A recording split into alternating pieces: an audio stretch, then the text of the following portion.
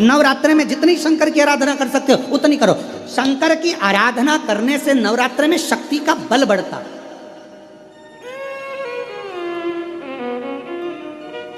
शक्ति का बल। क्यों गुरुजी नवरात्र में शंकर जी की आराधना क्यों करना चाहिए? हमने कहा अगर माता रानी से जो मांगना है तुम्हें, अगर तुमने नवरात्रि में शिव जी की आराधना करिए, शंकर की कथा सुनिए, शंकर की आराधना करिए, शिव स्तुति करिए, शंकर को एक लोटा जल चढ़ाया, मां आद्य शक्ति तुम्हारे पर कृपा करेगी। क्यों? क्योंकि जिस स्थान पर शिवलिंग रखा होता है और जो हस्त कमल है वो माँ पार्वती, जगत जननी, दुर्गा, भवानी है। जब हम जल चढ़ाते हैं माँ आद्य शक्ति, अम्बा, जगदम्बा, 64 योगिनियों पर वो जल चढ़ जाता है और जगत जननी नवरात्र में प्रसन्न हो जाती है। वो जल की इतनी महत्वता है। आद्य शक्ति को प्रसन्न करना है, नवरात्र में शिव जी को जल चढ़ाओ।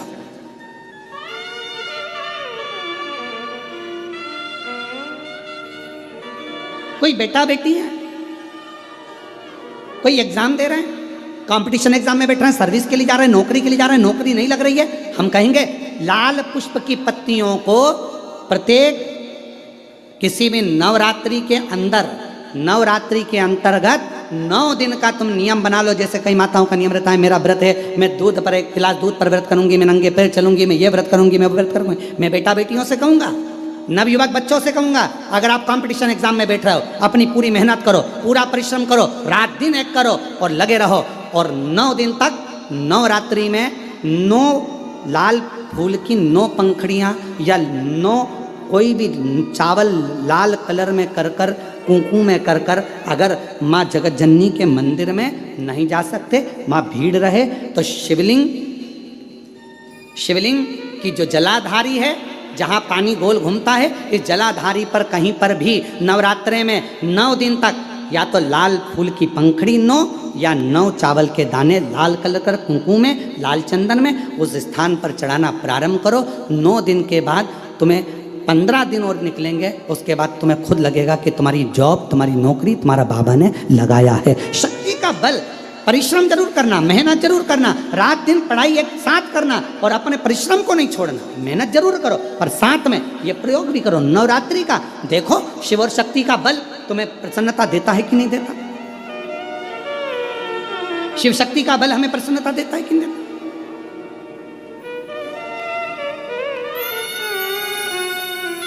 अब कई लोग ऐसे होते हैं, हम नवरात्रि आई है, माता रानी को भज रहे हैं, जगत जननी दुर्गा भवानी को भज रहे हैं, पर शिव जी के मंदिर तक नहीं जा रहे, समय नहीं मिल रहा मंदिर जाने का, क्योंकि माता जी के मंदिर जाते हैं, माता जी को प्रणाम। अरे उस शंकर को पहले भजो, सवेरे उठते से ही पहला 1 लोटा जल शिव को, क्योंकि उसी के माँ जगत जननी हस्तकमल पर जल जाना जरूरी है। शंकर का चढ़ा वो हमें फल प्रदान करे, सुख दे, आनंद का।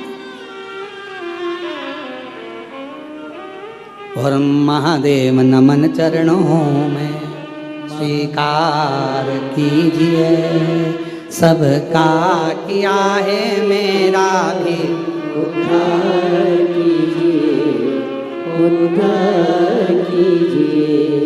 हे त्रिपुंडधारी, हे त्रिशूलधारी, हे त्रिपुंडधारी, आप भजो। बाबा से निवेदन करना, हे शंभो, हे त्रिकालदर्शी, हे कैलाशी, हे अविनाशी, हे शिव मेरे, ऐसी कृपा करना कि जिस हृदय चित्त से, जिस मन से, जिस भाव से हम शिव महापुराण की कथा को श्रवण करने के लिए बैठे हैं, बाबा हमने ऐसा सुना है कि जब भी शिव महापुराण की कथा होती है और जो उस कथा को दिल से श्रवण करता है, बाबा 7 दिन में उसकी मनोकामना आप पूर्ण कर देते हो, ऐसा हमने सुना है।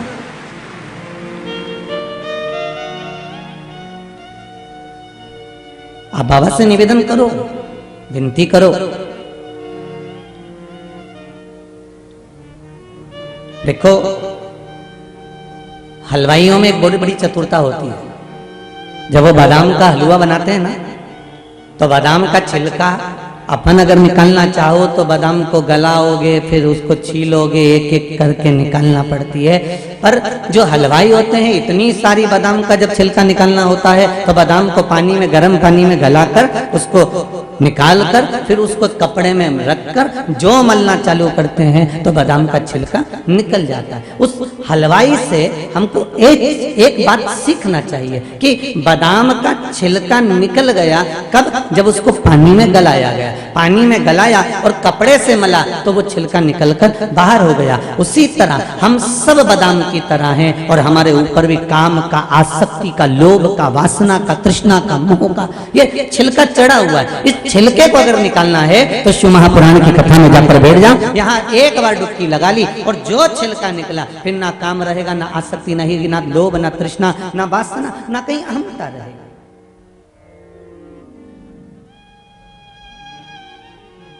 आप शंकर की भक्ति में जितना डूबोगे, ब्रह्मलोक के देवता है भगवान ब्रह्मा, वैकुंठ के देवता है भगवान विष्णु, पर मृत्यु लोक का अगर कोई देव है तो वो देवाधिदेव महादेव है।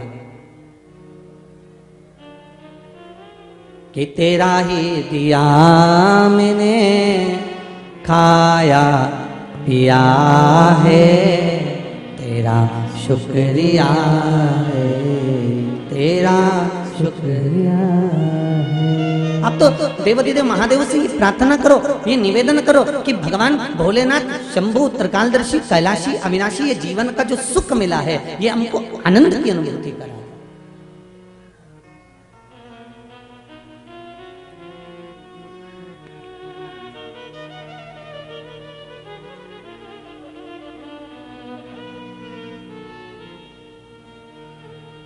हमारे चिंटू वर्मा जी और मनोज पटेल जी दोनों बोल रहे थे, सीओर आए थे जब, कि बता रहे थे आशीष जी और समीर जी कि भैया बोल रहे थे कि कथा का समय 4 बजे से 7 बजे तक है। इस समय पर सबके यहाँ कितना सारा काम रहता होगा, तो कथा दोपहर में होती तो अब कथा करवा कौन रहा है पहले तो तुम ये बता दो देपालपुर वालों, कौन करवा रहा है? यहाँ चिंटू वर्मा जी करा रहे कि मनोज पटेल करा रहे या आप करा रहे या सीओर वाला पंडित मिश्रा बाच रहा है? कोई नहीं। कथा लक्ष्मी नारायण भगवान को सुनना है, करवाने वाले लक्ष्मी नारायण भगवान, करने वाले भोलेनाथ जी और सुनने वाले भी भोलेनाथ जी। अब रहा समय की बात, तो भगवान भी ये देखता है कि बेटा पूरी जिंदगी तो तूने परिवार में लगा दी, ने शाम के दूध निकाले, ने बेचवा जाए, ने फसल काटे, ने ये करे। अब भगवान भी देखे कि मेरे लिए तूने अभी तक संसार के लोगों को, परिवार के लोगों को खूब टाइम दिया, अब मेरे लिए टाइम निकालता है कि नहीं निकालता? जब तू मेरे लिए समय निकालेगा तो मैं भी तो बेटन छोड़कर तेरे लिए समय निकालूंगा। जब तू मेरे लिए समय निकालेगा, मेरे लिए यहाँ तक, वो कहे ना तेरे मंदिर में आना मेरा काम है और मेरी बिगड़ी बनाना तेरा काम है, तेरी चौखट पर मैं आ ही गया, मुझे दर्शन दिखाना तेरा। तो भगवान तो ये देखता है कि तू मेरे पास आ रहा है। और सुन लो री जीजियों, घर पे बिल्कुल बोल देना, और भाइयों से भी निवेदन है कि देख छोरा, 7 दिन मेरे को परेशान मत करना, पहले बोल दे रहे तू के तो मैं सारा घर का बर्तन भांडा सब मान के चली जाऊं, एक ही बार में सब निपटा दूं और सब काम करके और 4 बजे से 7 बजे तक कथा का रसस्वदन कर लो। तू बोले जो करूं, पर 4 बजे से 7 बजे तक मैं शिव महापुराण की कथा सुनूंगी। और ये कथा जैसे एक क्रम में चलती है वैसे ही इस कथा का नाम होगा हरिहर शिव महापुराण की कथा। हरिहर शिव महापुराण की कथा हमें इसमें स्वीकार करना। ये कथा हरिहर शिव महापुराण की कथा, ये कथा होने वाली थी बद्रीनारायण में। ये होने वाली थी 2 साल पहले, परंतु बीच में 2-1 साल से कोरोना महामारी आ गई, इसलिए कथा हरिहर वहां नहीं हो पाई बद्रीनारायण में, तो ये कथा रह गई थी। कई लोगों का मन था कि हरिहर कथा सुनना है, तो वो हरिहर शिव महापुराण की कथा देपालपुर में भगवान श्री हरि को हर की कथा सुनना थी, हर के मंदिर के निर्माण के लिए। तो ये कथा का रसस्वादन करने का सौभाग्य हमको मिला। भाग्यशाली है यहाँ पर हम। बाबा देवाधिदेव महादेव की कृपा, शिव कृपा साधारण नहीं होती महाराज। जिस शिव महापुराण की कथा को हम श्रवण करने के लिए बैठे हैं, ये कोई साधारण सी कथा नहीं कि एक कान से सुनी दूसरे कान से निकाल दी, बच्ची कुची थी तो कपड़ा में से झटकार दी। घर पहुंचे और लोगों ने पूछ लिया क्यों, कहाँ गई थी? कथा में गई थी। क्या लेके आई? ये प्रसाद का दोना, लो पकड़ो। ये वो शिव पुराण की कथा नहीं, ये वो कथा है जो एक बार हमें अपने जीवन में उतारना है, एक बार हमें अपने जीवन में संजोना है, और एक बार अगर अपने जीवन में उतर गई तो फिर कहीं भटकने की जरूरत नहीं। आप में से कितने लोग हैं जो शंकर जी के मंदिर जाते हैं? हाथ उठाओ। सभी जाते हो? बहुत बढ़िया, नमन करता हूं आपके पावन चरणों को, जो शिव दरवाजे तक तो जा रहे हैं। आपके चरणों को नमन है जो शंकर भगवान के पावन द्वार तक जा रहे हैं। और जरूरी है शंकर के मंदिर जाना। ब्रह्मा ब्रह्मलोक में निवास करते हैं, भगवान विष्णु वैकुंठ में निवास करते हैं, और मृत्यु लोक का कोई देव है तो वह देवाधिदेव महादेव है। अकाल मृत्यु वो मरे जो काम करे चंडाल का, और काल उसका क्या बिगाड़े जो भक्त हो महाकाल का। जो शिव का उपासक होता है, शंकर का एक स्मरण करने वाला होता है, वो जीवन में एक सुख पाई जाता है। बहुत बहुत सारी, एक लोटा पानी मात्र हम सतयुग में नहीं है, हम त्रेता में भी नहीं है, हम द्वापर में भी नहीं, हम केवल अगर हैं तो ये कलयुग में है। तो क्यों छोड़े?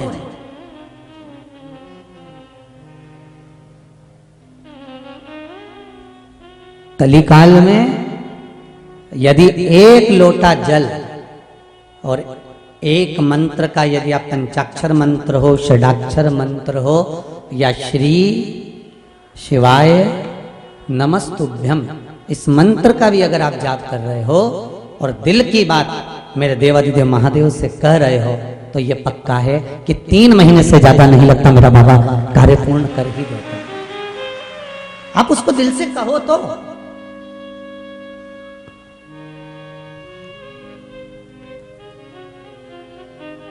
आप दिल से कुछ कहना नहीं चाहते,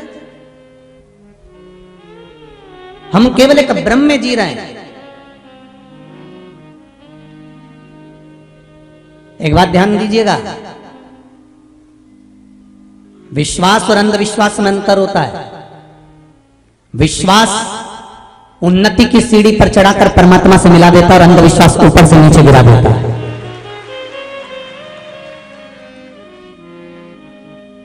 शिव महापुराण की कथा ने लोगों के हृदय में विश्वास पैदा करा।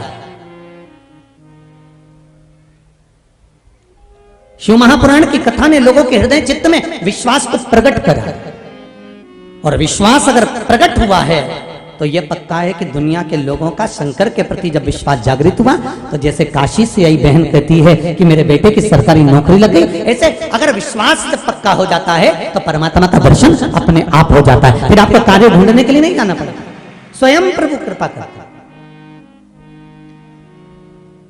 अरे तेरा ही दिया मैंने खाया पिया है, तेरा शुक्रिया है, तेरा शुक्रिया। विश्वास में परमात्मा मिलता है, विश्वास में हमारा भाव प्रबल होता है, विश्वास में परमात्मा उन्नति की सीढ़ी की ओर लेकर जाता है। और अंधविश्वास में लोग जब फंस जाते हैं, अंधविश्वास में लोग जब पड़ जाते हैं, तो ऊपर से नीचे की ओर चले जाते हैं। अंधविश्वास में अगर फंस रहे हो तो नीचे की ओर जाओ, और अगर विश्वास में जी रहे हो कि मुझे पक्का विश्वास है कि मेरा शंकर मेरी सुनेगा, तो यह पक्का है कि मेरा ओगरदानी तुम्हारी गोदी जरूर भरेगा, यह पक्का है। अगर विश्वास में सुन रहे हो तो विश्वास हमें हमारे धर्म से भटकने नहीं देता, और अंधविश्वास अपने धर्म से भटका देता है। यह अंधविश्वास और विश्वास में अंतर है। अगर आप सनातनी हो, आप हिंदू हो, सनातन धर्म का पालन करने वाले हो, और आपका विश्वास अगर आपके देवता पर, शंकर पर, राम पर, कृष्ण पर पूर्ण तरह से अगर आपका विश्वास पक्का है, तो यह पक्का है कि आप धर्म को छोड़कर दूसरे धर्म में कभी नहीं जाओगे। और अगर अंधविश्वास में फंस गए तो फिर आप चले जाओ। अंधविश्वास में अगर फंस गए तो फिर गए। इसलिए विश्वास नहीं टूटना चाहिए, विश्वास ना टूटे। शंकर जी के मंदिर में अगर एक लोटा पानी चढ़ाने के लिए जा रहा है, ये गजेंद्र असुर की कथा आ रही है। गजेंद्र असुर है, राक्षस प्रवृत्ति का है, पर तप साधना इतनी प्रबल थी कि भगवान शंकर से वर मांगने के लिए उसने तप करा। और तप करते करते एक दिन भगवान शिव उसके सम्मुख में प्रकट हो। मांग रहे गजेंद्र, तुझे क्या चाहिए, क्या चाहता है तू गजेंद्र? गजेंद्र कहता है प्रभु बस इतनी कृपा कर दो कि मुझे जब जब आपकी जरूरत पड़े तब तब आप मेरे लिए दौड़ के आ जाना, बस मैं बुलाऊं आपको और आप आ जाना। और देखिए जरा, आप रोज भगवान के मंदिर जाना तो चालू करो। आप रोज रोज नहीं तो सोमवार की सोमवार, सोमवार की सोमवार नहीं बने तो प्रदोष की प्रदोष, प्रदोष की प्रदोष नहीं बने तो शिवरात्रि की शिवरात्रि हर महीने आती है। कम से कम एक लोटा पानी चढ़ाना तो चालू करो। जब हम उसके दरवाजे पर जाकर उससे निवेदन कर कर आएंगे तो ये विश्वास पक्का रखना कि वो भी हमारे दरवाजे तक जरूर आएगा और हमारा कल्याण कर कर जाएगा।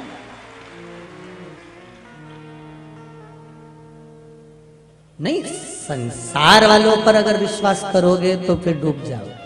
और मेरे कैलाश अधिपति, मेरे शंभु, मेरे राम, मेरे कृष्ण पर विश्वास करोगे तो डूब नहीं सकते। नहीं, नहीं।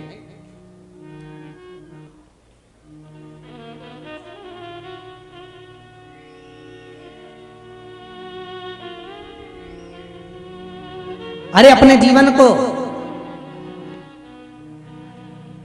मस्ती में जियो, अलमस्ती में जियो, पर जबरदस्ती में मत जियो।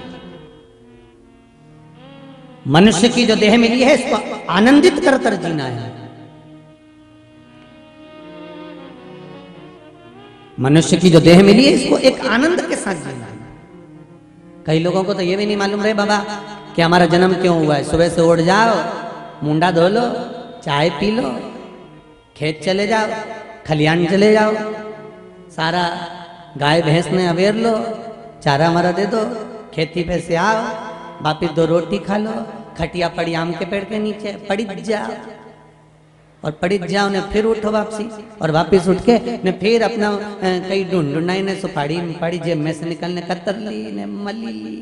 कई का तो लेकर भी बैठा होगा, कई तो लेके भी बैठा होगा, इंतजार कर रहा होगा महाराज जी जैसे ही भजन गाए और ये फटकी मारे, और जैसे ही महाराज जी बोले हार हार, ये तो कई का तो तैयारी में बैठा होगा, ऐसा नहीं कहीं बैठा होगा। अब तो शिव कथा कह रहे हैं, शंकर भगवान का अनुमोदन कर रहा है। हमें ये भी नहीं मालूम कि हम क्यों जी रहे। सुबह से उठे, मुंडा धोया, चाय पी, रोटी खैली, 2-1 रोटी अच्छी बढ़िया जोरदार निपटा निपटू के गुड़ के साथ नया गुड़ आया है तो चकाचक खूब खा पी के और खेत खलियान गए ने, शाम के आए ने, फिर काम में लग गए ने, फिर काम में लगे ने, रात के फिर 2-4 रोटी निपटा निपटू के नहीं सोई गए ने खटिया पे। अब इसको यही नहीं मालूम कि हमारा जन्म क्यों हुआ। अरे माता के गर्भ में उल्टे लटके हुए थे और भगवान से ये दोनों मुष्टिकाएं बंद थी और प्रार्थना करी जा रही थी कि हमें माता के गर्भ से बाहर निकाल दे। मैं भजन करूंगा, भजन करूंगा, भजन करूंगा, मुझे माता के गर्भ से बाहर निकाल दे। इसलिए जन्म लिए बच्चे की दोनों मुष्टिकाएं बंद होती है, क्योंकि वो अंदर संकल्प करता है, परमात्मा से प्रतिज्ञा लेता है कि मैं भजन करूंगा, भजन करूंगा, भजन करूंगा। पर जन्म लेते से ही मैं तो भोजन करूंगा, भोजन करूंगा, भोजन करूंगा, भजन तो गायब हो जाता है और भोजन चालू हो जाता है। और दिन भर खाए पर राम गुण नहीं गाए।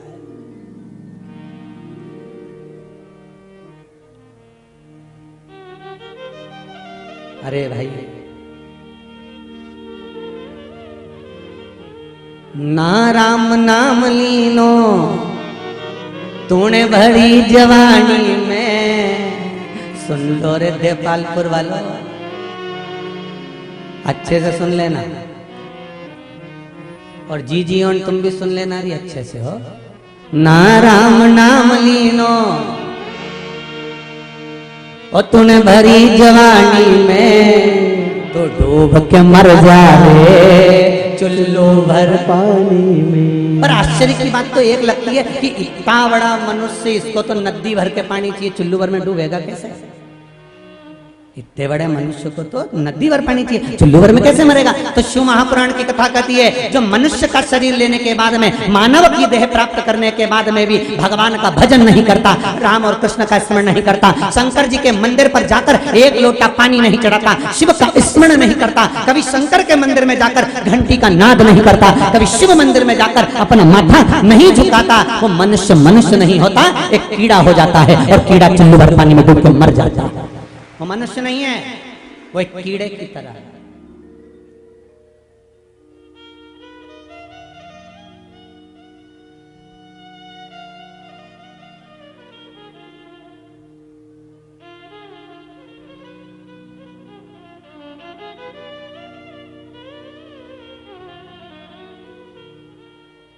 परमात्मा की भक्ति में लगो। ना राम नाम लीनो तूने भरी जवानी में तो डूब के मर जा रे चुल्लू भर पानी में, तो डूब के मर जा रे चुल्लू भर पानी में। बड़ा बड़ा मुश्किल से तो मनुष्य देह मिला और मानव का शरीर इतनी मुश्किल से मिला और उसको भी पाने के बाद हम यूं ही गंवा दे तो हमारी जिंदगी बेकार, तो किस काम की बात?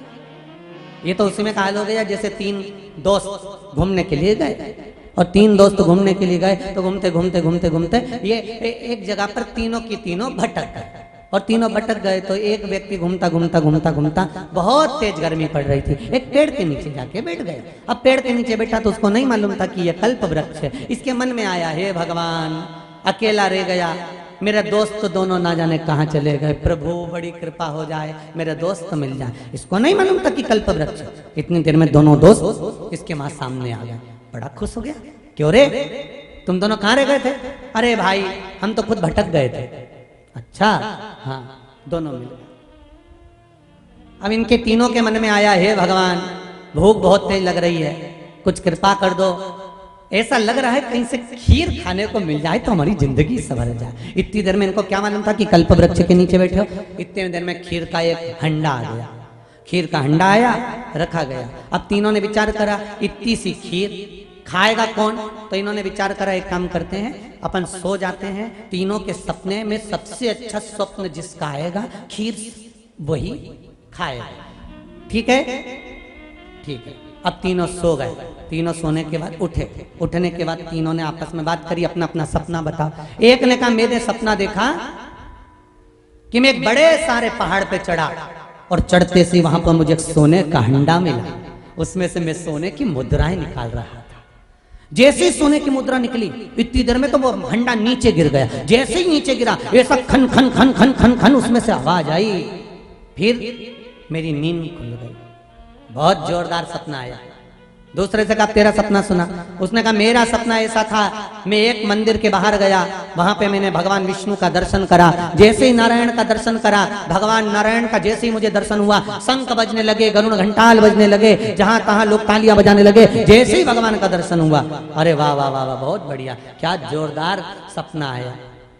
तीसरा व्यक्ति वहां बैठा हुआ था चुपचाप, उसको बुलाया गया, भैया एक काम करो तुम अपना सपना बताओ। उसने कहा बस मैं अपना सपना नहीं बता सकता। तो मुंह क्यों उतार के बैठा? सपना तो सुना। यहाँ तो कंपटीशन है, जिसका सपना अच्छा होगा खीर उसी को मिलेगी, तो अपना सपना सुना। उसने कहा मेरा सपना ऐसा था, रात को एक राक्षस आया, मेरी तो आंखें खुली हुई थी, नींद तो लगी नहीं थी। आधी रात को राक्षस आया, फिर राक्षस बोला मैं तेरे इन दो दोस्तों को खाऊंगा। फिर मैंने कहा क्यों खाएगा? कहने लगा इस पेड़ में मेरी स्थान है और तेरे दोस्त इस पेड़ की ओर पांव करके सो रहे हैं, इसलिए मैं इनको खाऊंगा कि मेरी ओर पांव क्यों करा। मैंने खूब उसकी मिन्नत करी, पांव पड़े, हाथ जोड़े कि तुम मुझे खा जा पर इनको मत खा। फिर क्या था? उसने कहा तेरे को काय को खाऊं? तूने थोड़ी ना पाँव मेरी साइड करे, मैं तो इन दोनों को ही खाऊंगा। फिर मैंने बोला मुझे जो सजा देना हो दे दो। इतने में राक्षस बोला ये हंडा उठा के ला। मैंने हंडा दिया, राक्षस ने देखा हंडा में खीर थी, तो राक्षस से मैंने कहा तुम पी लो। राक्षस बोला नहीं, सारी की सारी खीर तुझे पीना पड़ेगी। इसलिए मैंने वो हंडे की पूरी खीर पी गया। इतने में वो दोनों बोले, आवाज तो लगाता हमको, वो हमें खा जाता चल जाता, पर तू क्यों खीर खा गया? तो आवाज तो लगा था। तो कहने लगे मैंने आवाज तो लगाई थी तुम दोनों को जगाने के लिए, पर एक को पैसे की खनक की आवाज में मेरी आवाज नहीं सुनाई दी, दूसरे को शंख और घंटी की आवाज में मेरी आवाज सुनाई नहीं दी, इसलिए पूरी खीर जम के बोलो मेरे को खाना पड़े। बस हम भी ऐसी ही भ्रांति में जी रहे, हम भी ऐसे। शिव महापुराण की कथा कहती है मानव का शरीर मिला है। गजेंद्र वो असुर है, एक गजेंद्र नाम का असुर शिव भक्ति में लग गया और भगवान शंकर से वर मांग रहा है कि मुझे वर दीजिए। शिव जी ने कहा क्या वर चाहिए तुझको, मांग तुझे क्या वर दूं, मुझे वर दो। और वर देना है तो एक वर ऐसा दे दो कि मैं जब आपको बुलाऊं आपको आना पड़ेगा, आपको पहुंच।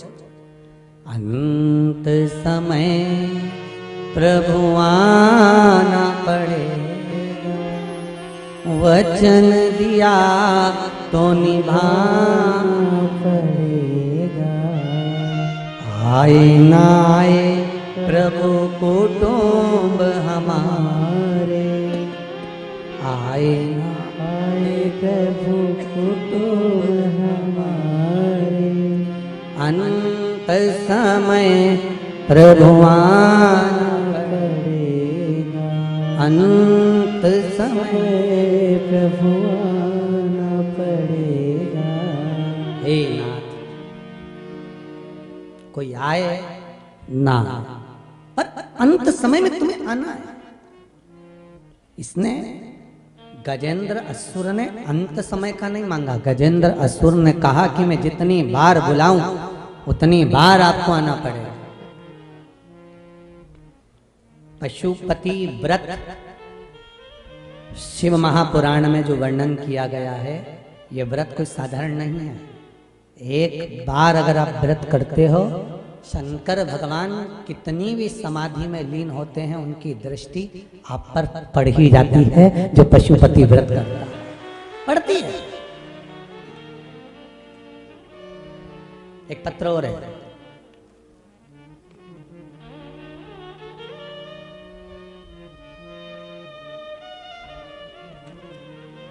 सावित्री मेरा नाम है, मैं पीतमपुर से आया।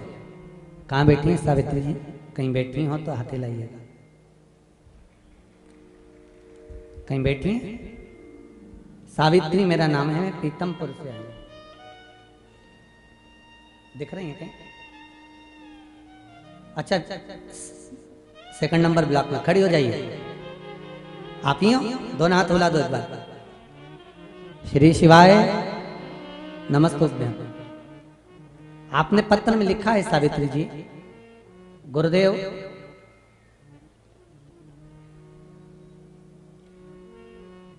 हम मंदिर नहीं जाया करते थे, पर जब से शिव भगवान की कथा आपके श्रवण करी है तब से मंदिर जाना प्रारंभ कर दिया। गुरुदेव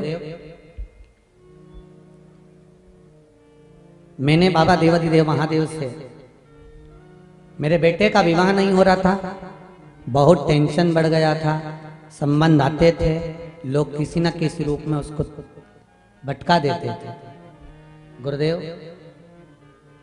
तब मेरी पड़ोसन ने कहा कि शिव महापुराण की कथा आती है तो सुन एक बार, और शिव पुराण की कथा श्रवण करना प्रारंभ करी। पहली बार पशुपति व्रत सुना था आपके मुखाग्रविंद से, वो किया।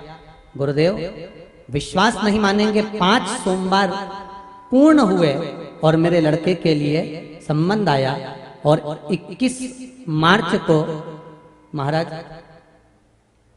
मेरे बेटे की शादी है। बधाई हो बहन आपको बहुत बहुत। हर हर श्री शिवाय नमस्तुभ्यं। बैठिए बैठिए बैठिए। 5 सोमवार पूर्ण हुए पशुपति व्रत के, और देखिए ये प्रीतमपुर से जो बहन आई है, इन्होंने अपने हृदय की बात लिखी और बाबा की कृपा देखिए कि 21 मार्च को शादी हुई है। बाबा भली करे, कृपा कर। तो ये केवल पशुपति व्रत आपने करा, तो केवल पशुपति व्रत तो कई माताएं कर रही होंगी, कई बार भी कर रही होंगी, कई बार स्मरण भी कर रही होंगी, और कईयों के मन में भाव भी आता होगा कि हम भी व्रत कर रहे हैं, फिर हमारी बाबा क्यों नहीं। उसका कारण एक है, आपका विश्वास। क्या है कारण? आपका विश्वास। हम तो कई बार कथा में कहते हैं, आस्था चैनल पर कथा आ रही है 4 बजे से 7 बजे तक, प्रतिदिन चलेगी, शाम को 4 बजे से 7 बजे तक यूट्यूब पर चलेगी, फेसबुक पर चलेगी और आपके देपालपुर में चलेगी। आप 4 बजे से 7 बजे तक समय निकालकर भगवान शंकर की कथा के इस पावन प्रांगण में या टीवी के सामने में या आप फेसबुक यूट्यूब पर जहां कथा सुन रहे हो, 3 घंटा बैठकर बाबा से दिल लगाकर विश्वास के साथ अपनी मन की कामना कर कर बाबा से कथा का स्मरण करो तो सही। 3 महीना भी बहुत दूर है, मेरा बाबा चाहेगा तो 7 दिन में आपकी पूर्णता करेगा। अब बोलो तो उसको।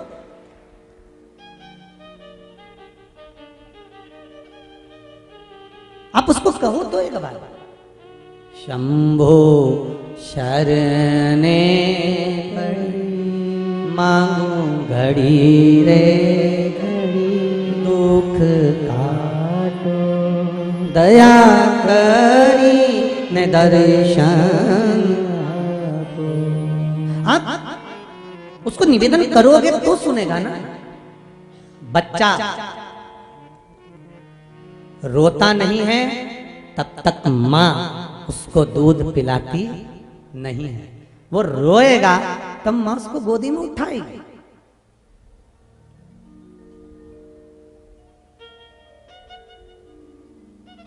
एक बेटा भोजन करने बैठता है ना, और मम्मी उसकी रोटी बना रही हो, माँ उसकी रोटी बना रही हो, तो बेटा जब भोजन करने बैठता है ना, तो माँ को लगता है कि मैं रोटी बनाऊं और मेरा छोरा मुझसे मांगे, आवाज देकर मांगता है, माँ आज कड़ी अच्छी बनी है, एक रोटी और ला दे माँ।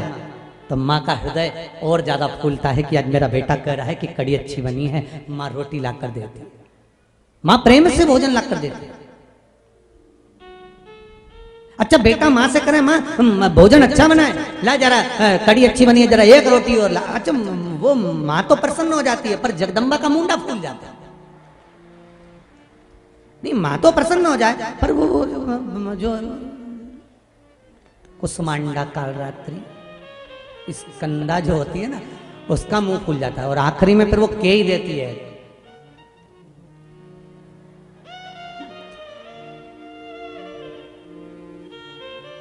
और जो कमरा में गई उसके बाद चंद्र घंटा जो गर्जी, इसके बाद तो जो गर्जी, फिर बोली, क्यों हम तो तुम्हें जहर खिला रहे थे बना के, हैं?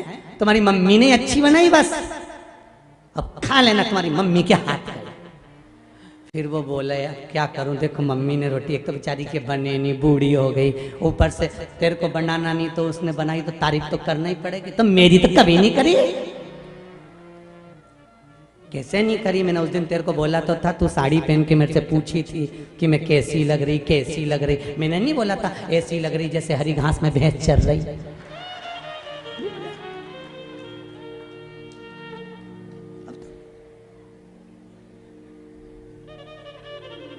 फिर धीरे से खुश हो गई, बोली चाय लाऊं कहीं।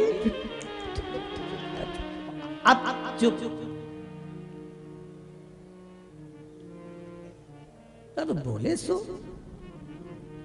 माँ प्रसन्न होती है जब बेटा रोटी मांगता है, माँ एक रोटी और ला। तब कई लोग कहते हैं, क्यों गुरुदेव आप कहते हो कि भगवान के मंदिर में जाके भगवान से प्रार्थना करो, भगवान से कहो कि मेरी ये विपदा है, मेरा ये दुख है, मेरा ये कष्ट है, आप काट दो। पर हमने कई संतों के मुंह से सुना, कई महंतों के मुंह से सुना, कई महाराजों के मुंह से सुना कि भगवान से कुछ मांगना ही नहीं चाहिए। पर शिव महापुराण की कथा कहती है, बेटा जब अपनी माँ से रोटी मांगता है तो माँ का दिल खुश होता है, और संसार का मनुष्य जब अपने परमात्मा से कुछ मांगता है तो परमात्मा खुश होता है।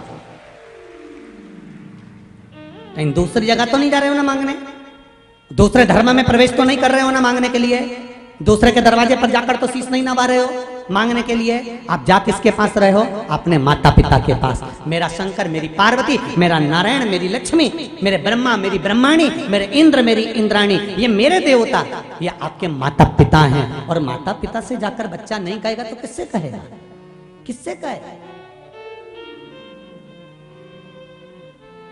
हाँ, एक बात अपनी जिंदगी में उतार कर रखना, दूसरे धर्म के देवताओं के पास जाकर मांगोगे तो वो जूठन चाटने के बराबर है। पर हमारे धर्म के अंतर्गत, हिंदू धर्म के अंतर्गत, सनातनी धर्म के अंतर्गत भगवान से जाकर कुछ मांगोगे तो वो भगवान माता पिता के तुल्य हैं, आपको देने में पीछे नहीं हटेंगे, वो देंगे, जरूर देंगे।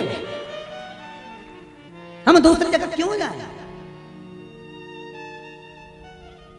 मैंने तेरे ही भरोसे हवा बिच उड़ती जावांगी, बाबा डोर हथो छड्डी ना में कटी जावांगी।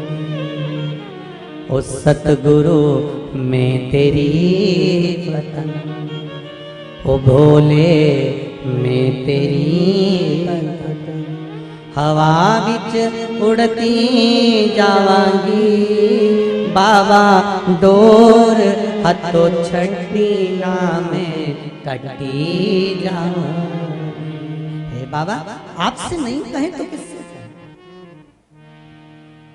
गजेंद्र ने कहा, वर दो मुझे। क्या वर चाहिए? जब मैं आपको बुलाऊं आपको आना पड़ेगा। ठीक है, तथास्तु कह, वर प्राप्त हो गया।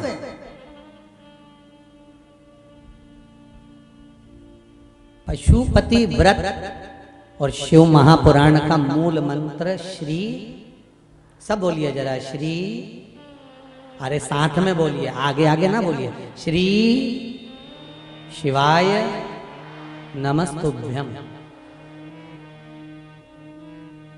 ऐसे हवड़ सवड़ में भगवान का मंत्र नहीं जपना। कल हम आ रहे थे तो आप लोग जैसे बोले ना, गुरु जी का ससुराल यही क्षेत्र है, तो इसका मतलब ये थोड़ी ना कि तुम पानी में भिंगो दो। कल आ रहे थे तो खजूरिया में 2-4 जगह पे लोगों ने तखत मखत लगा के स्टेज मिस्त्री ना, चिंटू भैया ही करवाते रहते, भगवान जाने क्या क्या करवा दे, इनका कोई भरोसा नहीं। अब ये वहां पर बेचारी एक माँ पाँव धोने के लिए कहीं थाली लाई, लोटा लाई, हमको क्या मालूम था कि पाँव धोएगी कि मुंडा धोएगी। मुंह में कंकु भी था, चंदन भी था। अब वो इतनी भीड़ तो थाली ली ने ऊपर, महाराज थे नीचे, उन्हें पूरा लोटा ने थाली सब एक तल्ला किसी ने दिया, अब हमारे घाट साहब बोले, गुरुजी, हमने कहा कोई बात नहीं है, फागुन का महीना चल रहा है, कोई बात नहीं, बाबा करो। अपनी भक्ति में बस इतना याद रखना कि दिखावा मत करना। शिव जी के मंदिर भी जाना, तुम्हारे पास कुछ भी नहीं है ना, एक लोटा पानी चढ़ाने का भी नहीं है ना, 3 बार ताली बजा कर आना, वो भी नहीं हो ना तो मुंह से बम बम बोल कर आना, इतना भी नहीं हो तो शंकर मंदिर का शिखर देख कर आना, इतना भी नहीं हो तो शंकर के मंदिर के सामने से निकल कर चले जाना, हाजिरी पूरी हो जाएगा। बहुत उतना।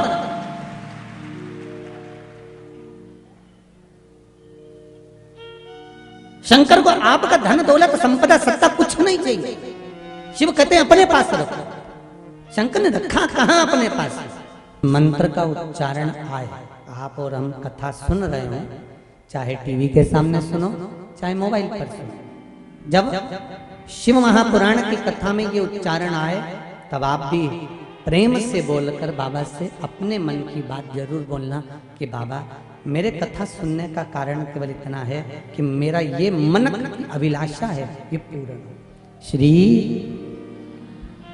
शिवाय नमस्तुभ्यम, सब बोलिए प्रेम से एक बार, श्री शिवाय नमस्तुभ्यम। शिव महापुराण की ये 2 चीजें रखी, सुनेगा बाबा। पहला क्या है, जम के बोले जरा, पशुपति व्रत।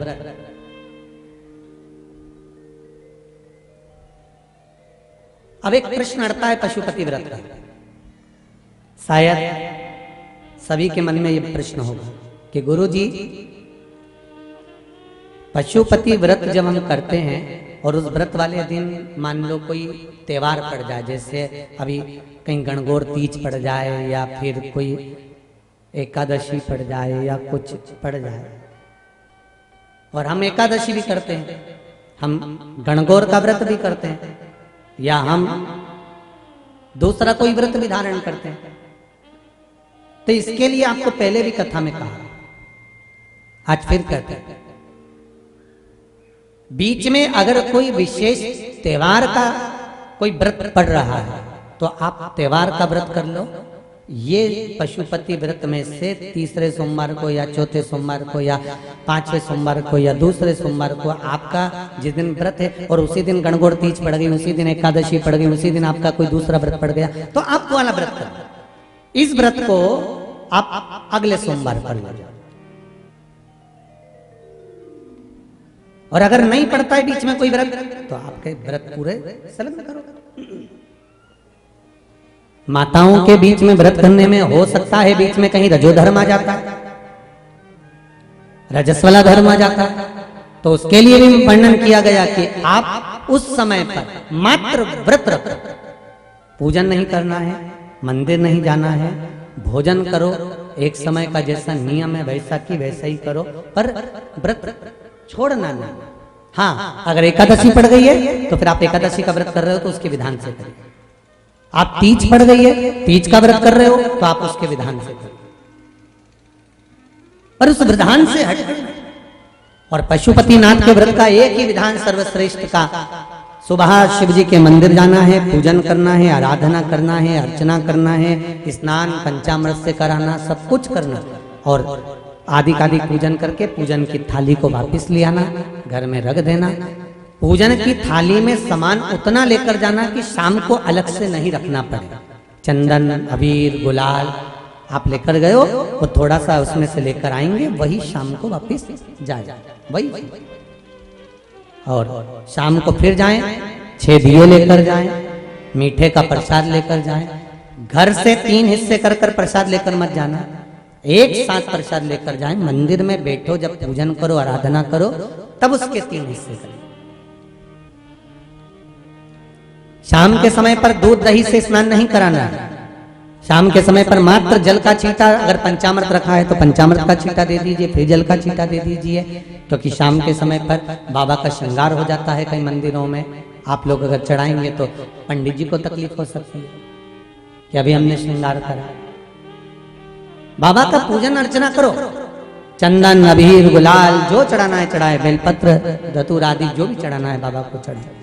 प्रसाद के 3 हिस्से कर दो, 5 दिए शिव जी के सामने बाबा से दूरी पर। ऐसा नहीं कि बाबा का, जो कई लोगों की आदत होती है कि जहां पर शंकर भगवान का जो जलाधारी होती है, पार्वती जी का जो स्थान होता है, जो पीठ होती है ना जिसपे शिवलिंग रखा होता है, ये पीठ माता पार्वती जी का हस्तकम है, मां जगतजननी जगदम्बा का स्वरूप है ये पीठ, इस पे दिया नहीं रखना।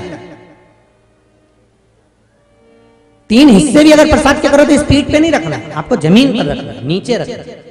भगवान शंकर की पीठ पे नहीं रखना, जहां जलाधारी होती है उस पे शिवलिंग रखा होता है, तो इस पीठ पर आपको कोई प्रसाद वगैरह नहीं, प्रसाद जमीन पर रखिए, नीचे रखिए। आप जो दोना है, जो कागज है, दोना है, प्लेट है, जो है उसमें 3 हिस्से करके आप रख भूमि पर, पीठ के ऊपर नहीं रखना। दिया भी पीठ पर नहीं रखना, दिया भी दूर लगाना है बाबा से। बाबा को 5 दिए वहां पर प्रज्वलित करो, 2 प्रसाद के हिस्से वहीं छोड़ो। पहला व्रत जब करो तो बाबा से निवेदन करो कि मैं इस व्रत को इसलिए कर रही हूं, आप मेरे व्रत को स्वीकार करना। 5 दिए जब बाबा के सामने प्रज्वलित करो, एक एक दिए को जलाते समय अपने मन में कामना कर कर श्री शिवाय नमस्तुभ्यम का जाप कर कर बाबा के दीप प्रज्वलित करो। फिर बाबा को नमन कर कर एक दिया वापस लेकर, जिस दिए को आपने लगाया नहीं है, प्रज्वलित नहीं करा, उस दिए को लाइए। मीठे का एक हिस्सा प्रसाद का लेकर चलिए। घर के दरवाजे पर, आप घर में जहां प्रवेश कर रहे हो, घर के अंदर प्रवेश कर रहे हो, जा रहे हो, आपका सीधा हाथ जाते समय सीधा हाथ, अंदर में प्रवेश करते समय सीधा हाथ जहां पड़े उस सीधे हाथ की ओर बैठकर अपने घर की ओर मुख कर कर बड़े आनंद के साथ छठे नंबर का दिया प्रज्वलित कर और छठा दिया प्रज्वलित कर कर बाबा से निवेदन करो, बाबा ये घर का द्वार है, आपका इंतजार है, मेरे मन की यह कामना है मेरे भोलेनाथ, इसको पूर्ण करना। मैंने पशुपति व्रत लिए हैं, आपके लिए हैं, आप कृपा करना। बाबा से निवेदन कर कर, बाबा से विनती कर कर अपने घर में प्रवेश करो। भोजन करने से पहले सबसे पहले प्रसाद को पाइए, उस प्रसाद में से किसी को हिस्सा मत दीजिए। आप 2 हिस्से देकर आ गए ना, फिर इस प्रसाद में से किसी को हिस्सा नहीं देना, आपको ये प्रसाद भोजन करने से पहले पाना। अब कई लोगों ने कह दिया कि मिठाई खाना है, ऐसा नहीं है, आप तो भोजन करो ना शाम के समय, भले उसमें नमक डला हो, कुछ भी डला हो तो बड़े प्रेम से बता, आप नमक युक्त भोजन कर सकते, ऐसा नहीं कि मिठाई मीठा खाना पड़े। पशुपति व्रत 5वां व्रत जैसे ही पूर्ण हो, उस 5वें व्रत की पूर्णता में 108 या तो बेलपत्र या चावल का दाना या मूंग का दाना या पुष्प या जो तुम्हारा मन पड़े 108 तुम्हें जो चढ़ाना हो वो बाबा को समर्पित करो। 5वें व्रत में ही शाम के समय पर पूर्ण विराम व्रत को दे दीजिए।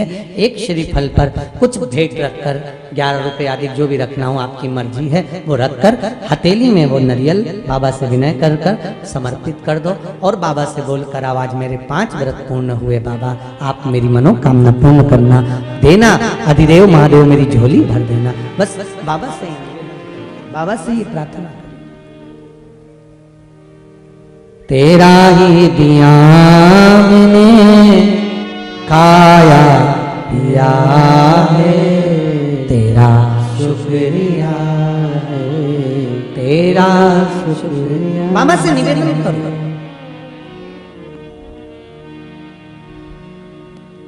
और पशुपति व्रत में दिखावा नहीं करना है।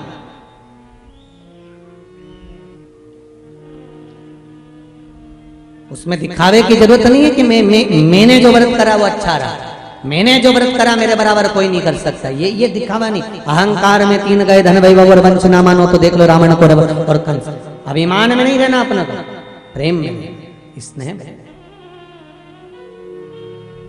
गजेंद्र ने मांगा, गजेंद्र असुर होकर भगवान से मांग रहा है कि मेरे ऊपर कृपा करो, क्या चाहिए, जब बुलाऊं तब आना पड़ेगा। भगवान बोले ठीक है। गजेंद्र भगवान को बुलाता और भगवान दौड़ शंकर भगवान चले जाते। पशुपति व्रत में वो बल है, आप व्रत करोगे और शिवजी दौड़ कर आएंगे। एक पत्र हुआ,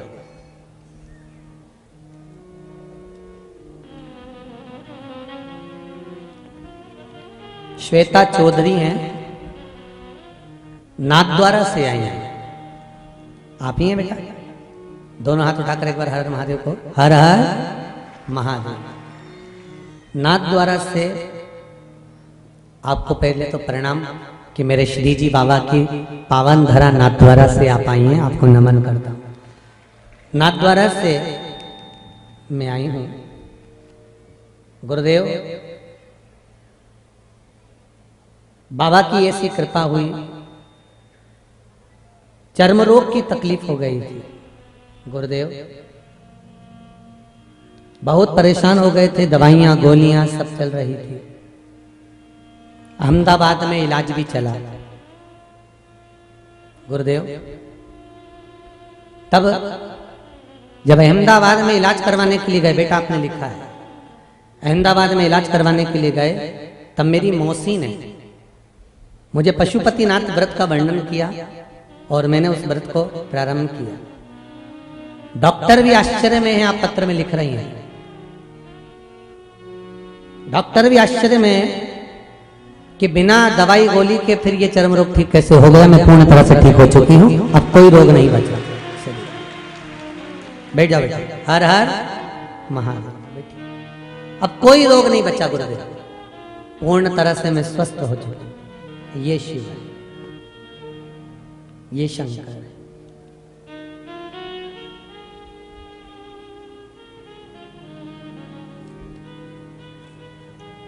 आप जितने लोग बैठे हो ना,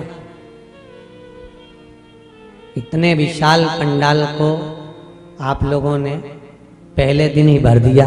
ये देवाधिदेव महादेव की भक्ति नहीं तो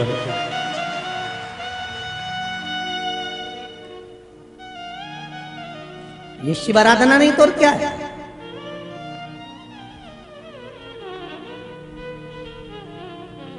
और आपका विश्वास, जैसे बेटी ने लिखा कि अहमदाबाद तक हम लोग दिखा कर आए, इलाज चला, दवाइयां चली, गोलियां चली, पर कोई आराम नहीं लगा। अंत बिंदु था कि किसी ने प्रेरणा दे दी, और प्रेरणा दी शिव आराधना। ऐसा कोई व्यक्ति नहीं संसार में जन्मा जिसको समस्या नहीं। मृत्यु लोक में अगर जन्म लिया है तो समस्या प्रत्येक जीव के साथ है। ऐसा कोई व्यक्ति नहीं जन्मा जिसको समस्या नहीं है, और ऐसी कोई समस्या नहीं जिसका हल शिव महापुराण में नहीं है।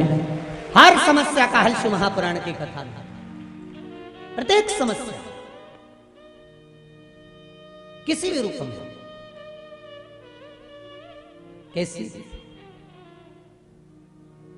अब सौंप दिया इस जीवन का सब भार तुम्हारे हाथों में, हे हार तुम्हारे हाथों में, और जीत तुम्हारे हाथों में। शिव की आराधना करें, भगवान शंकर की भक्ति।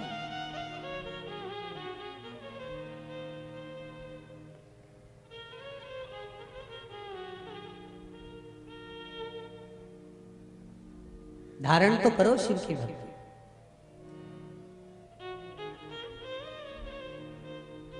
महाराज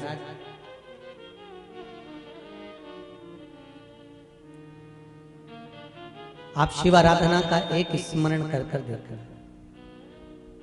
जब जीवन में कहीं समस्या खड़ी हो जाए, कहीं बहुत विकट समस्या है और कोई हल ना मिल रहा हो जाता है जीवन में। कोई घड़ी ऐसी आके खड़ी हो जाती है जहां पर हमको सोचने के लिए भी समय नहीं मिल पाता।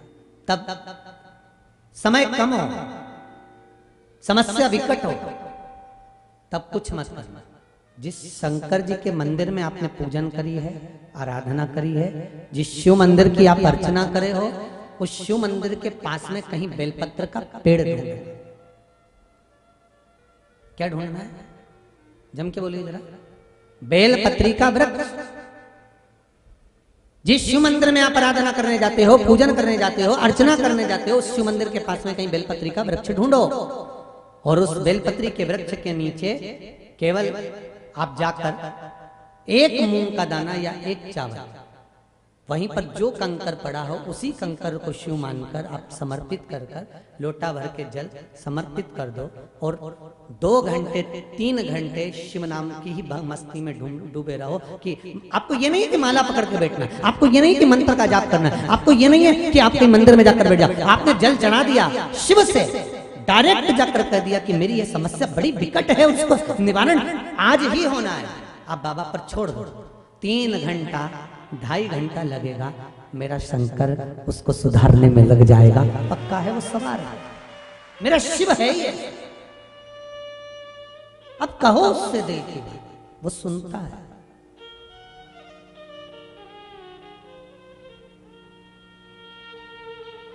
ये तो 3 पत्र जो बाहर से आए हैं उन्होंने लिखे होंगे। कल से आप पत्रों देखेंगे तो आपके बीच में से भी बाबा ने कुछ ना कुछ ऐसी कृपा करी होगी कि आप पत्र भेजेंगे। और बचना, शिव बाबा अगर कोई रे भी गया होगा तो ये 7 दिन में मेरा शंकर क्या देने आया है, क्यों? लक्ष्मी नारायण मंदिर के पावन प्रांगण में तो हमेशा भागवत हुई, रामायण हुई, गीता हुई, और कभी शिव महापुराण की कथा नहीं हुई। आखिर लक्ष्मी नारायण ने क्या सोच कर रखा होगा जो शिव महापुराण की कथा करवा रहा है? ये तो वो जाने और उनका कर्म, ये उसके हाथ में है।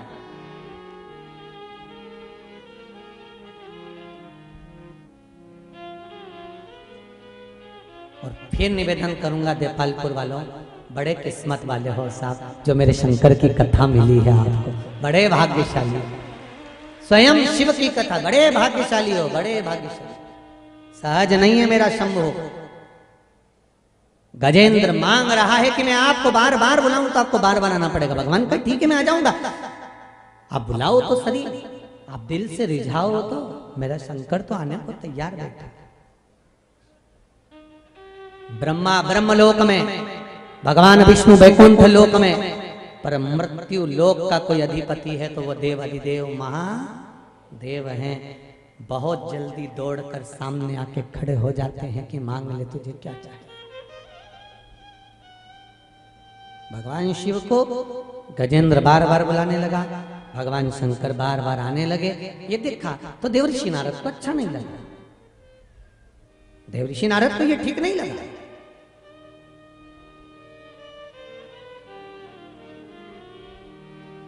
आपकी भगवान से जब अच्छी पटती है ना, जैसे कोई व्यक्ति की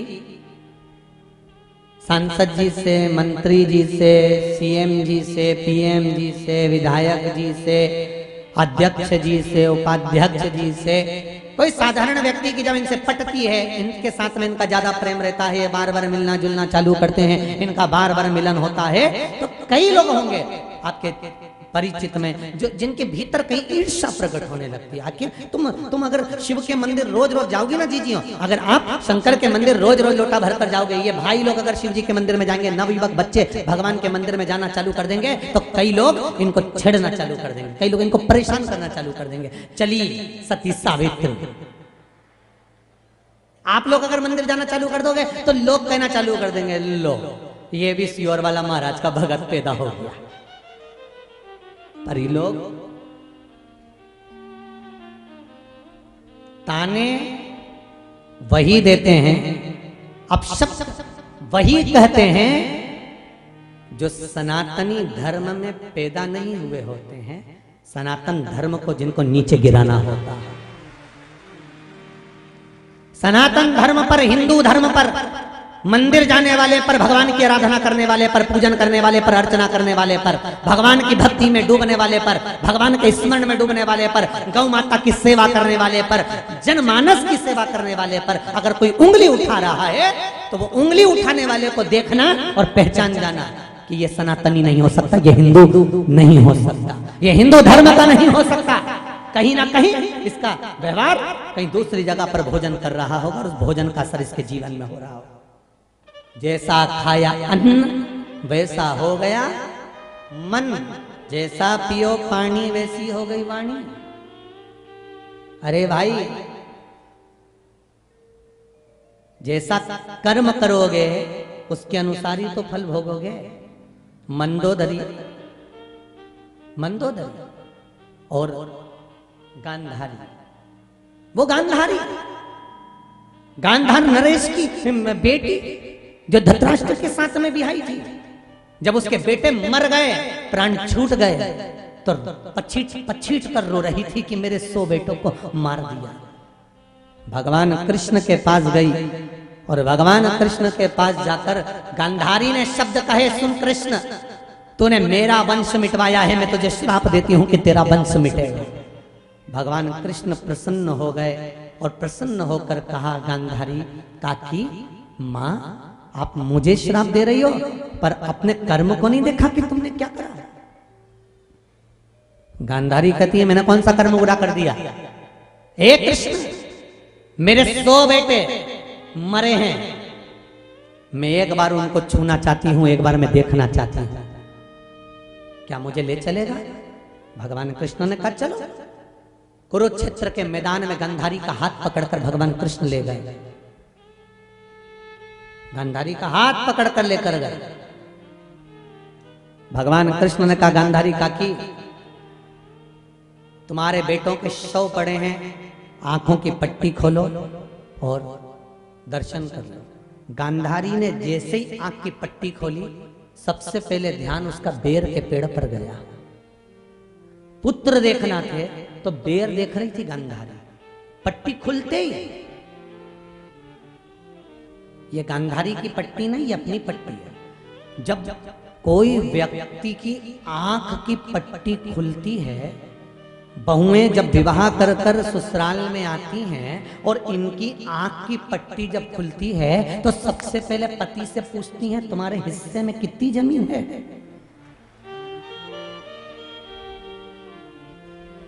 मकान किसके हिस्से में है, जमीन किसके हिस्से में है। गांधारी की आंख की पट्टी खोली तो सबसे पहले बेर का पेड़ देखा।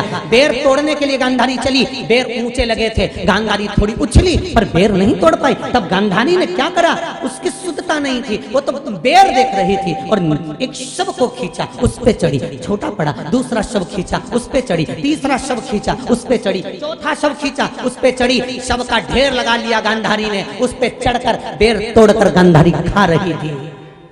जब बेर से पेट भरा गया, मन भरा गया, नीचे उतरी और उतरते से कृष्ण से पूछती है कन्हैया मेरे पुत्र कहाँ हैं। भगवान ने कहा उन पे ही तो तुम चढ़कर बेर खा रही हो, उन्हीं पर चढ़कर तो तुम बेर खा रही हो। गांधारी की आंख में से आंसू बह गए। कृष्ण ये मेरे पांव से मसले जा रहे हैं, मेरी बच्चों की ये दशा कैसे हो गई कृष्ण, मेरे पुत्र इतने सारे मर कैसे गए कृष्ण। भगवान कृष्ण कहते हैं गांधारी तुमने मुझे श्राप दिया है पर अपने आप को खोज कर देखिए। आप एक नगर की राजकुमारी थी, पूर्व समय में बड़ी सुंदर थी आप। आपके यहाँ पर एक हाकिम आ गया, आपके यहाँ एक हाकिम आया, एक वेद आया। उस हाकिम ने आकर कहा राजकुमारी जी आप बड़ी सुंदर हो पर बुढ़ापे में तुम्हारी सुंदरता बेकार हो जाएगी, ये चमड़ी तुम्हारी नरम हो जाएगी, सल पड़ जाएंगे चेहरे पर मेरे पास ऐसी दवाई रखी है, अगर मैंने वो दवाई तुमको बना कर दे दी तो तुम बुढ़ापे में भी जवान दिखती रहोगी, सुंदर दिखती रहोगी, कभी बूढ़ी नहीं होगी। गांधारी काकी आपने उस हाकिम से वेद से कहा ऐसी कौन सी दवाई है जिससे मैं बुढ़ापे में सुंदर दिख सकती हूँ, जिससे मेरा बुढ़ापा सुंदर दिखेगा, मैं बुढ़ापे में बूढ़ी नहीं दिखूंगी, ऐसी कौन सी दवाई है। हाकिम ने कहा दवाई में बनाना पड़ेगी, तो बनाओ दवाई, अभी की अभी बनाओ। हाकिम ने कहा राजकुमारी जी दवाई बनाने में थोड़ी सी हिंसा होगी। हाकिम ने जैसे ही कहा राजकुमारी जी हिंसा होगी, राजकुमारी जी कहती है भले हिंसा हो जाए तुम दवाई बनाओ, क्या करना पड़ेगा वो बताओ। इतने में हाकिम ने कहा 100 केचुए मंगवाना पड़ेंगे, उन केचुओं को पीसना पड़ेगा और उसमें दवाई मिलाकर दूंगा, तब तुम्हारे चेहरे पर मलना, तुम 100 साल तक बूढ़ी नहीं होगी। मैं बना कर दे दूं, आप बोलो तो मैं बनाऊं, आप बोलो कि तुम्हें दवाई बना दूंगा। वो राजकुमारी ने दवाई बनवाई, 100 केचुए बुलवाए, राजकुमारी ने वो हाकिम को दिए, हाकिम ने उनको मारा, दवाई मिलाई, राजकुमारी को दी, राजकुमारी ने लगाई। अब बुढ़ापे में सुंदर हुई कि निन्नी हुई देपालपुर वालों मुझे तो नहीं मालूम, पर इतना जरूर मालूम है कि उसने अपना अगला जन्म बिगाड़ लिया। वो सुंदर हुई कि नहीं हुई ये हमें नहीं मालूम, पर उसने अपना अगला जन्म बिगाड़ लिया। गांधारी पूछती है कि मैं कौन से कर्म का भोग भोग रही हूं जो मेरी ये 100 पुत्र मेरे पांव के नीचे मसले जा रहे हैं। भगवान कहते हैं गांधारी काकी जिन 100 केचुओं को तूने मरवाया था वो 100 केचुए तेरे पेट से पैदा हुए हैं। ये तेरे 100 पुत्र वही 100 केचुए हैं जिनको तूने मसलवाया था, वो तेरे पांव से मसले जा रहे हैं। इसलिए शिव महापुराण की कथा बार बार कहती है मत बुरे कर्म कर बंद वरना पछताएगा, भगवान की आंखों से तू बच नहीं पाएगा, तू बच नहीं पाएगा। अरे ओ अज्ञानी मत करना दानी, अरे ओ अज्ञानी मत करना दानी, तेरे कर्म का फल भी तू ही पाएगा, जैसा किया तूने तेरे आगे आएगा। तेरे कर्म का फल भी तू ही पाएगा, जैसा किया तूने तेरे आगे आएगा। पाएगा। मत बुरे कर्म कर वरना पछताएगा। भगवान की आंखों से तू बच नहीं पाएगा, तो बच नहीं पाएगा। निवेदन है आप, इसीलिए बार बार कहते हैं तेरा क्या होगा रे कालिया, सावधान हो जाइए। अपने कर्म का भोग हमें भोगना है। फिर निवेदन करूंगा, जीजियों दुकान पर बैठकर जो कमाया वो पत्नी और बच्चों के लिए कमाया है। खेत पर जो कमाया वो अपनी पत्नी और बच्चों के लिए कमाया है। दुकान पर बैठकर नौकरी में सर्विस में जो कमाया वो अपनी पत्नी और बच्चों के लिए कमाया है। पर इस शिव महापुराण में 3 घंटा बैठकर जो आप शिव महापुराण की कथा सुन रहे हो, ये पत्नी और बच्चे के लिए नहीं, अपने जीवन को संवारने के लिए कमा रहे हो, ये दूसरे के लिए नहीं है। एक ना एक दिन प्राण छूट जाना है। इतना बड़ा फोटो टेबल पे रख जाना है, माला जोरदार ऐसे ही फूल की चढ़ी रहेगी और आलू में 4 अगरबत्ती फंसी रहेगी, इससे ज्यादा कुछ नहीं होगा। और सब यहीं धरा की धरा रह जाना। जिस जमीन के टुकड़े के लिए इतनी सी बीता भर के लिए झगड़ा करे, पांडवों की दशा देख लो।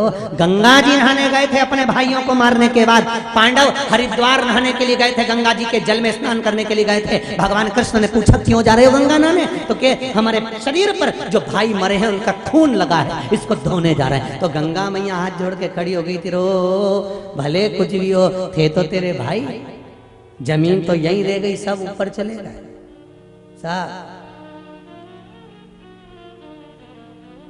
कितना भी किसी से झगड़ा हो, कितनी भी लड़ाई हो, कितना भी विवाद हो, शिव महापुराण की कथा कहती है कुछ भी हो जाए पर बातचीत बंद मत करना।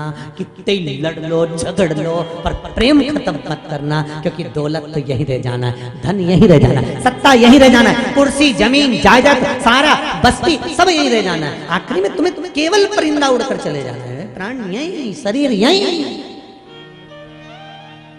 वो कोरोना महामारी ने सबको दिखा दिया, अच्छे अच्छे को लाकर यहां पर पटक दिया।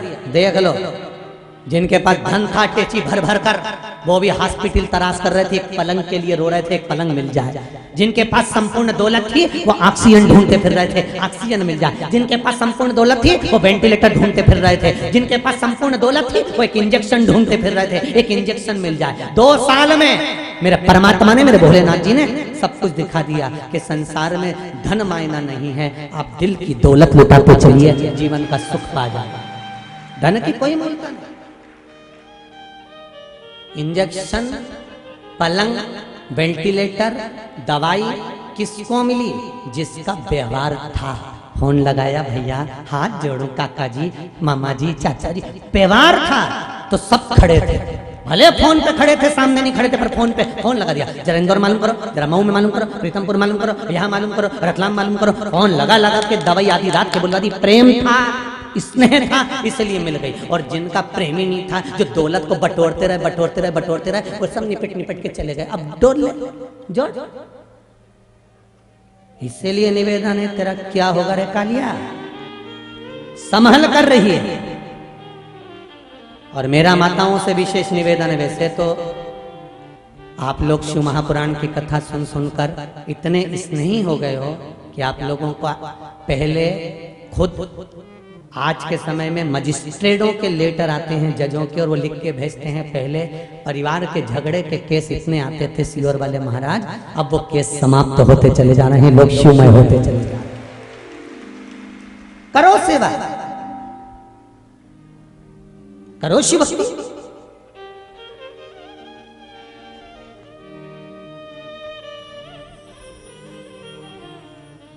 पति और पत्नी में एक ही अंतर होता है, पति यहां से सुनता है, यहां से निकाल देता है, पत्नी दोनों जगह से सुनती है, मुंडा से निकाल देती है।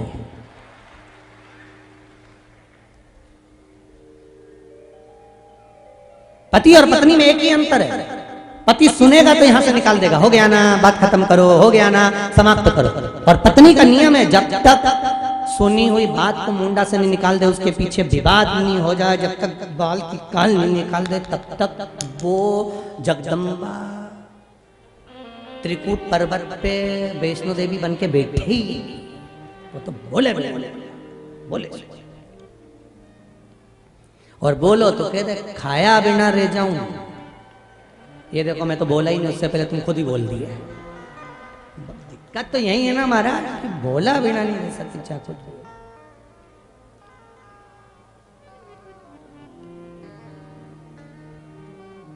महाराज मांग, अब देवऋषि नारद को ये ठीक नहीं लग रहा है।